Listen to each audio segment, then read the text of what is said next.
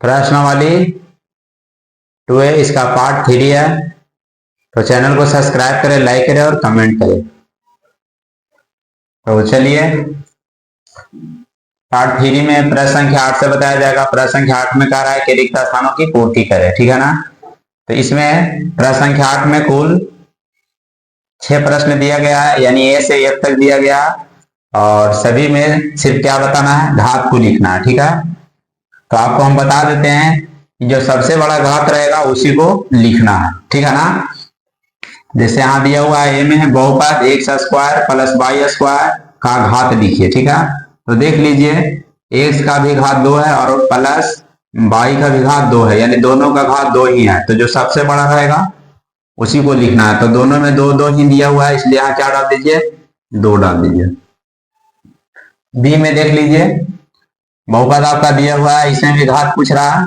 क्या करना है, पहले इसको तो हल कर लेते हैं, इसको गुना कर लेते हैं। तो x की पावर 5 हो जाएगा, क्योंकि गुना पावर क्या होता है, जुड़ता है। x x में गुना करेंगे x आएगा, और गुना में पावर जुड़ता है जब दोनों का आधार सेम रहेगा तब। तो देखिए 2 ये हो गया, अब 3 5 हो गया।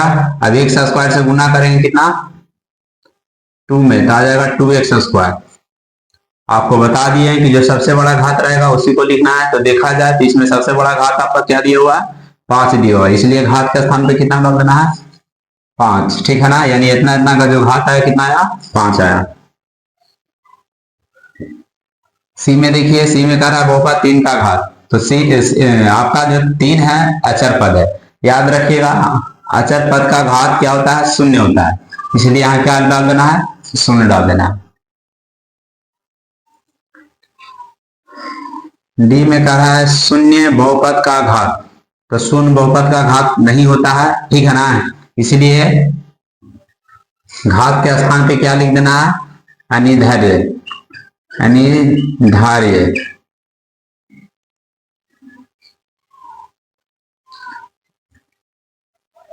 प्रश्न ये देखिए, बहुपद 3 - 5t plus 6t square minus T का घात, यानी जो सबसे बड़ा घात है उसी को लिखना है। तो यहाँ घात 1 दिया हुआ है, ये 2 है, ये 3 है, सबसे बड़ा आपका क्या है, 3 है।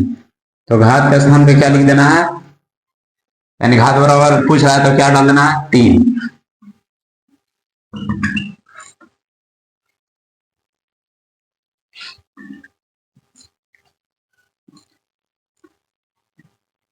प्रश्न F देखिए, करा शून्येतर अचर बहुपद का घात। अभी बता दिए अचर बहुपद का घात 0 होता है। जैसे देखिए 3 आपका एक अचर पद है, 5 7 9 11 13, ठीक है ना, 10 12 13 14, कोई भी जो है ना गिनती का जो संख्या है, कहने का मतलब है वो आपका क्या है, एक अचर बहुपद है, ठीक है ना।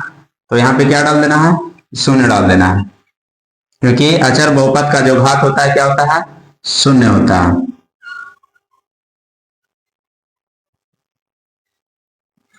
शून्य होता है, ठीक है ना, समझ लीजिए पहले। यानी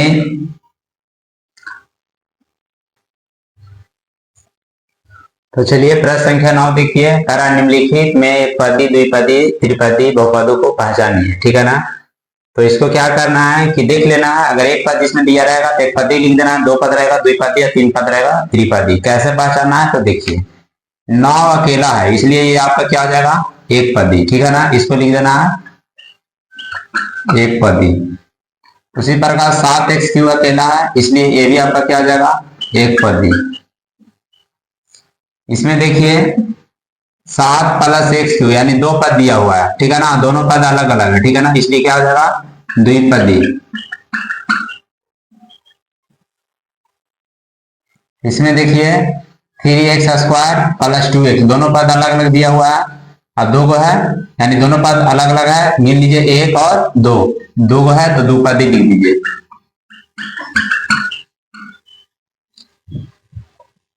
इसमें देख लीजिए 1 2 3, ये आपका क्या हो जाएगा, त्रिपदी। और इसमें देख लीजिए 1 2, 2 को जरूर है, ठीक है ना, लेकिन दोनों पद सेम ही है, ध्यान रख दीजिएगा, बाकी ऐसा नहीं था वो, ठीक है ना। इसमें जो देख लीजिए द्विपदी था, दोनों अलग अलग पद है, इसमें दोनों अलग अलग पद है, लेकिन इसमें दोनों पद सेम है, इसलिए क्या होगा, द्विपदी न होगा। क्यों, क्योंकि दोनों पद जब सेम रहेगा तो आपस में जुड़ जाएगा और हो जाएगा 7 5 12x², 7 5 12x²। तो ये आपका बन गया एक पदी, यहां पर लिख देना एक पदी। इस प्रकार प्रश्न संख्या 9 का आंसर आ गया।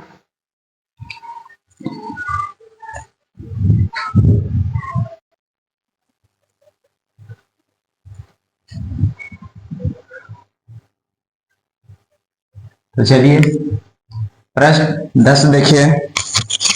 प्रश्न 10 कह रहा है निम्नलिखित में रैखिक द्विघाती एवं त्रिघाती बहुपदों को पहचाने। यानी याद रखिएगा, जिसका घात 2 रहेगा, जिसका सबसे बड़ा घात 2 अगर रहेगा तो उसको बोलेंगे द्विघाती, ठीक है ना। जिसका सबसे बड़ा घात 3 रहेगा तो उसको बोलेंगे त्रिघाती, और जिसका सबसे बड़ा घात अगर 1 रहेगा उसको बोलेंगे रैखिक, ठीक है। तो देख लीजिए, इसमें सबसे बड़ा जो घात है यहाँ 2 है, यहाँ 1 है। सबसे बड़ा घात क्या दिया हुआ है? 2 दिया हुआ है, इसलिए इसको क्या बोलेंगे? द्विघाती, ठीक है ना। द्विघाती आंसर आएगा।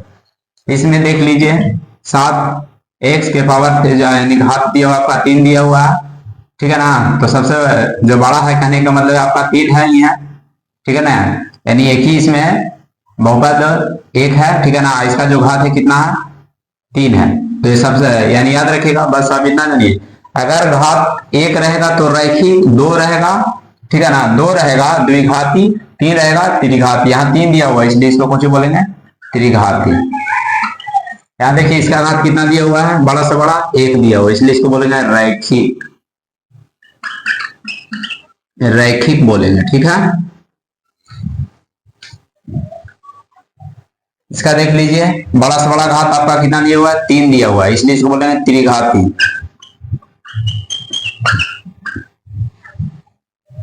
इसमें देख लीजिए, बड़ा से बड़ा घात कितना दिया हुआ है? 2 दिया हुआ है, ठीक है ना, क्योंकि इसका घात 1 है, इसका घात 2 है, इसलिए इसको बोलेंगे द्विघाती। इसमें देखिए ये आपका त्रिघाती आएगा, ठीक है ना। क्यों त्रिघाती आएगा? तो देखिए हम बता देते हैं, अगर इसका एलसीएम अगर निकालते हैं, 2t नीचे की ओर दिया हुआ है तो 2t आएगा, इससे इसमें गुना करेंगे तो आएगा 2√5t, और इसमें गुना करेंगे तो 2t³ आएगा, और इसमें से 1 कट जाएगा, आपका कितना आएगा? 1 आ रहा है। देख लीजिए, तो देखा जाए तो सबसे बड़ा घात कितना आ रहा है? 3 आ रहा है, ठीक है ना, 3 आ रहा है, इसलिए इसको भी क्या बोलेंगे? त्रिघाती बोलेंगे, ठीक है ना, त्रिघाती बोलेंगे।